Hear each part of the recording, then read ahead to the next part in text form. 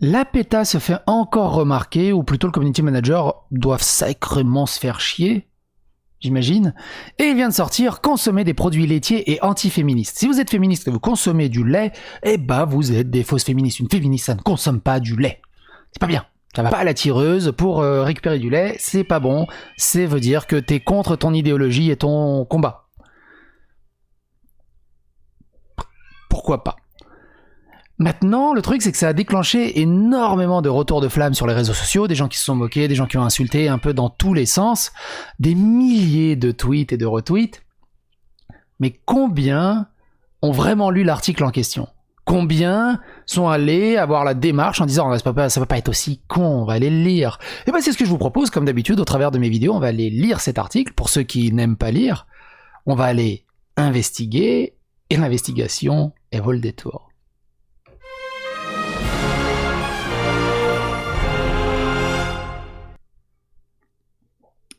Consommer des produits laitiers et anti-féministes. 2400 tweets cités. C'est surtout des moqueries, on ira peut-être faire un tour après.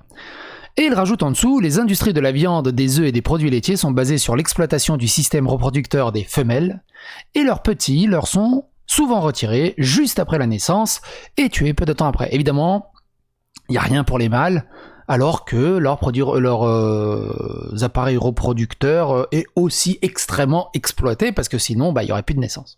Entre autres. Et qu'est-ce qu'on a dans cet article ? L'article est relativement long et complet. Je l'ai lu en diagonale, mais on va le lire doucement. Être réellement féministe, c'est également être vegan. C'est-à-dire qu'il n'y a pas de choix. Si t'es féministe, tu peux pas bouffer de la viande, ni boire du lait, ni secouer le jagon. C'est comme tu veux. En ces journées internationales du droit des femmes, engageons-nous à lutter contre la souffrance de tous les êtres de sexe féminin, peu importe l'espèce à laquelle elles appartiennent. Alors du coup, je sais plus où est le positionnement de la PETA là-dessus, mais est-ce qu'ils sont au courant qu'il y a des femmes qui sont hommes ? Il y a des sexes féminins qui sont hommes, alors du coup, il va falloir se mettre à jour. Cela peut surprendre, mais le respect des femmes et le respect des animaux sont étroitement liés. Tu dois respecter ta femme comme tu pourrais respecter ta truie ou ta vache ou ton chien. C'est étroitement lié. C'est à croire que tous se chevauchent au bout d'un moment. Ces deux mouvements sont basés sur une opposition à un système qui favorise les intérêts de certains au détriment d'autres, contre toute logique rationnelle, scientifique et morale. Le féminisme consiste à lutter contre les manières dont certains êtres sont exploités au profit d'êtres supérieurs arbitrairement désignés. Ainsi, les féministes doivent, en toute logique, rejeter l'exploitation animale. Comme c'est le cas pour les femmes, la vulnérabilité perçue des animaux est utilisée comme justification implicite de leur exploitation. Mais l'exploitation des animaux, oui, la vulnérabilité perçue des animaux aussi, mais c'est la vulnérabilité, je me remets bien, c'est la vulnérabilité des animaux, aussi bien animaux femelles que animaux mâles. Mais là, c'est que les femelles.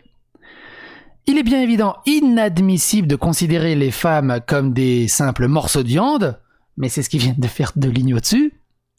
Alors pourquoi accepter que la même objectification ait lieu dans le cas d'être intelligent et sensible pour aucune autre raison que le fait que ces individus soient des vaches ou des truies?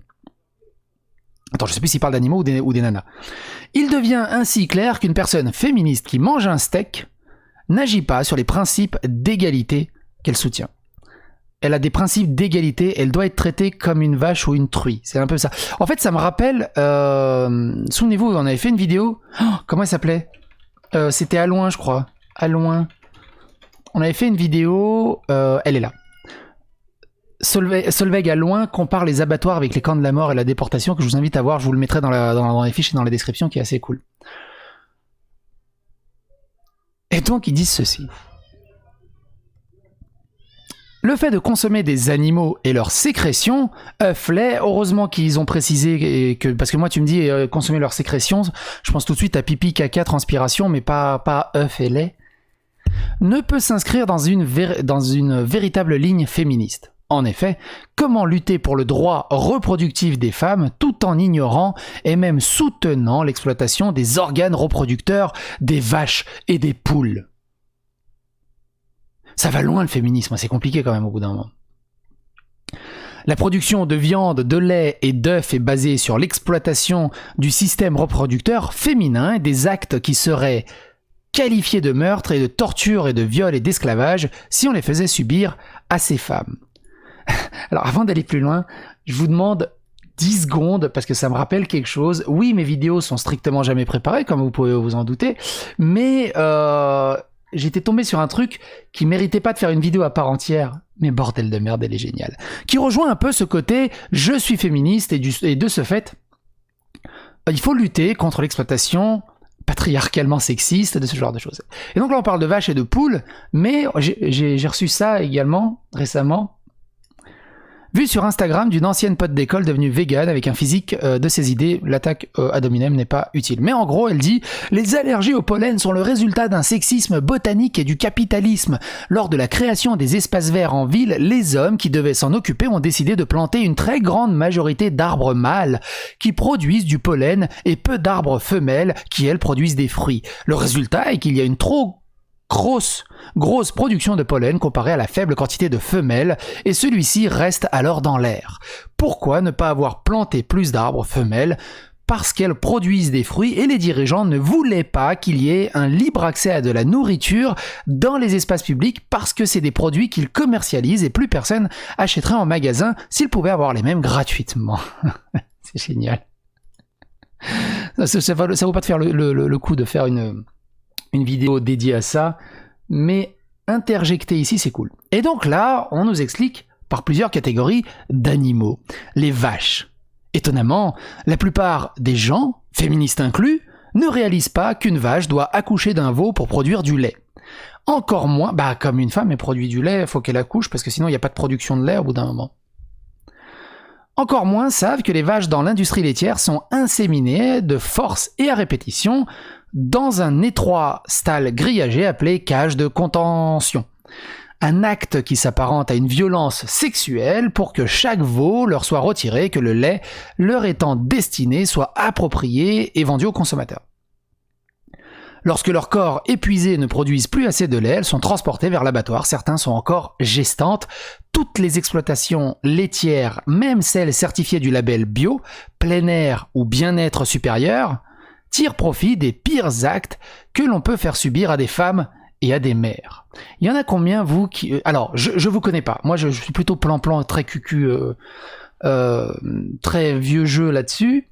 J'ai ma femme et j'ai 2 filles, mais alors du coup, je suis plus très jeune non plus. Faudrait que je demande au spécialiste qui est habitué à avoir des femmes en randonnion et qui sont en batterie et qui les...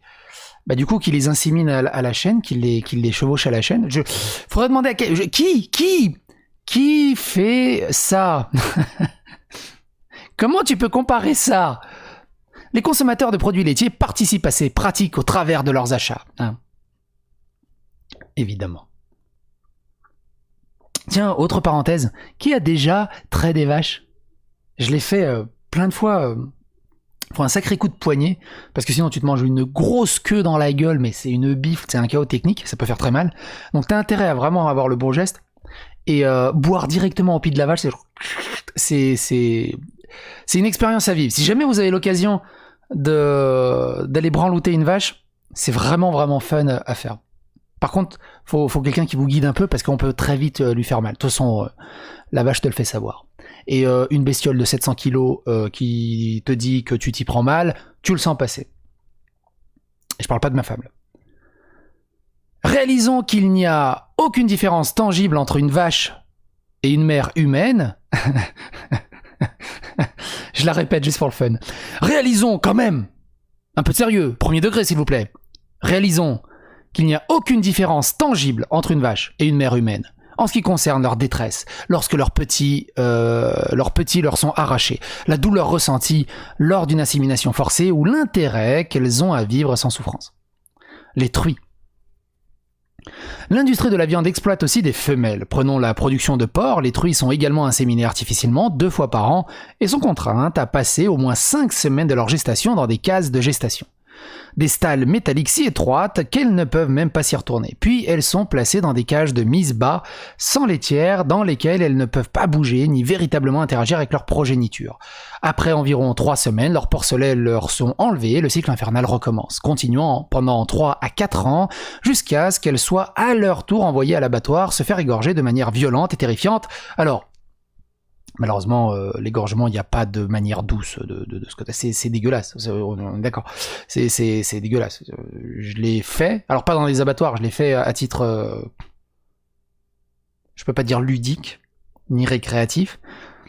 À titre que je suis dans une campagne serbe et que bah voilà, il y avait une grosse fête et quand il y a une grosse fête, un événement, bah on tue le cochon qui est dans les tables, qu'on a nourri pendant des années, qu'on était attaché, qu'on lui a donné un nom et tout, mais il faut bien bouffer et il y a 24 cousins qui viennent à table, t'as intérêt à avoir une bonne c'est quelque chose, c'est quelque chose. En fait, c'est le premier geste qui est dur. Une fois qu'il fait plus de bruit, ça va. Après, tu l'accroches pour récupérer le sang dans le bac, pour en faire des boudins, tu le vides et tout. Et par contre, après, quand il est à la broche, sur les braises, et que tu le tournes comme ça pendant 6 heures, et que tu verses un peu de bière dessus pour choper le goût, pour attraper le goût, t'as la graisse qui commence à couler, qui est très très chauffée par la braise, la peau qui commence à se craqueler, tu prends un bon vieux pain de campagne, tu tapotes comme ça sur cette graisse avec un peu de bière dessus. Oh, c'est orgasmique. La douleur de l'égorgement, t'y penses plus en fait à ce moment-là. Mais bon. Ça, c'est encore une autre histoire. C'est des bons vieux souvenirs du fin fond de la Serbie. Et après, tu dis, bon, bah voilà, elle a fait une bonne dizaine de portées. Ça fait encore 10 bons cochons à la broche. Puis elles sont placées dans des cages de mise... Je l'ai déjà lu. Ma femme est très contente. C'est cela que l'on soutient quand on achète du jambon, des lardons et des côtes de porc. Les poules. Quant aux poules, elles sont ébéquées, sans traitement antidouleur, et vivent parquées par dizaines dans des minuscules cages forcées de se tenir sur un sol en treillis métallique, jonchés de leurs propres excréments et des cadavres de leurs congénères qui n'ont pas survécu à ces conditions abominables. On transporte les survivants vers l'abattoir, les suspend à l'envers et leur tranche la gorge ou les ébouillantant vivantes dans des bassins de déplumage. Et là, je suis totalement d'accord. Il y a un énorme problème dans les abattoirs totalement inhumains où ils travaillent à la chaîne et il y a des choses, je pense, qui pourraient aller mieux. Je pars dans les gros abattoirs dégueulasses. Hein. L'expérience que j'ai des animaux de la ferme, c'est l'expérience des animaux de la ferme. Tu prends une ferme dans la Creuse, les fermes, tu sais, un peu la ferme des années 50-60, c'était un peu en Serbie ce que j'ai vécu pendant plusieurs mois, par tranche de plusieurs années. Et déplumer des poulets, trancher la tête des poulets. Putain, je m'en souviens toute ma vie. Mon arrière-grand-mère qui m'apprend du coup à trancher la tête d'un poulet, donc on devait manger 2 poulets qui devaient faire la semaine parce qu'on les transforme en soupe et tout, bref on s'en fout, mais et frère tu prends et voilà c'est tout, tu prends par les jambes et c'est fini. Et puis moi complètement stressé, j'étais gamin, j'avais quoi, je sais pas, j'avais 11 ou 12 13 ans, je sais plus exactement, c'était par là, mais là. Et du coup, bah un peu stressé, la tête est saute, mais le poulet il m'envoie il me sort des bras. Et vous saviez que les poulets, ça bougeait même sans la tête? Il a couru partout dans toute la basse-cour, il a fait 3 tours, il a sauté dans la pyramide de bouse de l'étable. Parce que tous les matins, à 5h, 6h du matin, on va avec la pelle et on enlève toutes les bouses des 6 vaches, je crois qu'on avait, et on les sort dans l'espèce de truc à bouse, et ça fait une putain de pyramide de bouse. Cette bouse, après, on la récupère pour aller la foutre dans le champ pour l'engrais. Mais du coup, le poulet... Ma grand-mère me disait, bon, bah tu mets tes bottes et t'y vas. Ça fait bizarre, mais c'est rigolo, ça fait des bons souvenirs, en fait. Puis après, t'enlèves les tripes, tu la déplumes, tu la manges. Il y a le bon côté le bon côté en fait de ceux qui ont vécu ça, c'est qu'ils savent ce qu'ils ont dans leurs assiettes en fait. Ils savent par quoi ils ont dû passer, ils savent qu'est-ce qu'il y a vraiment dedans, parce que c'est pas juste ouais t'as ton petit aileron de poulet. Non, l'aileron de poulet, tu t'es levé à 4h30 tous les matins pour t'en occuper pendant plusieurs mois et tout. Et ce truc de poulet, bah, tu vas en bouffer juste pendant quelques jours, puis le transformer en soupe avec le restant des pâtes de poulet et tout le bazar. Enfin bref, c'est de la vie à la campagne. J'en étais où? Oui, et donc par contre, oui, on est totalement d'accord, il y a des gros problèmes dans des abattoirs totalement dégueulasses. La Convention de Genève devrait y mettre son pied. Son nez. Son nez ou son pied? Pour les deux. Les poules sont génétiquement manipulées pour produire une quantité non naturelle d'œufs, ce qui entraîne des graves problèmes de santé comme un déficit en calcium, des prolapsus de l'utérus et de l'infection. Je sais pas c'est quoi un prolapsus, c'est quand l'utérus il sait plus ce qu'il est, un coup il est mâle, un coup il est femme, c'est des poules non binaires. Ça devient des coqs.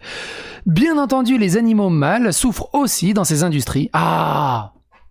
Enfin un petit mot pour les garçons, qu'est-ce qu'il va dire pour les garçons? Mais les femelles... Ah bah non, ça va pas durer longtemps. Ça va pas durer très longtemps, dis donc. Mais les femelles subissent souvent une plus longue période de maltraitance ainsi que la violence émotionnelle de la séparation de leurs petits. Parce que tu vois, la séparation des petits chez les mâles, on s'en bat les steaks. Hein. Non, là, comme ça, dans la main, bon, on s'en fout de toute façon. Heureusement, de plus en plus de féministes et de militants pour la justice sociale comprennent que l'apathie envers la violence n'a pas sa place dans un mouvement qui lutte pour l'égalité et inclut donc les droits des animaux dans leur combat. Célébrons toutes et tous la journée de la femme en nous engageant à ne pas consommer les produits issus de la souffrance des animaux femelles exploités par la nourriture. Pas dû choper beaucoup de lait de coq, du coup, ni du lait de cochon, du lait de bœuf, du lait de taureau. Buvez du lait de taureau. Bref, j'espère que cette vidéo vous a plu autant qu'elle m'a plu à parcourir. Je vous invite à vous abonner, à liker, à phagocyter l'algorithme de YouTube, partager ça sur les réseaux sociaux. Et on se retrouve pour d'autres aventures.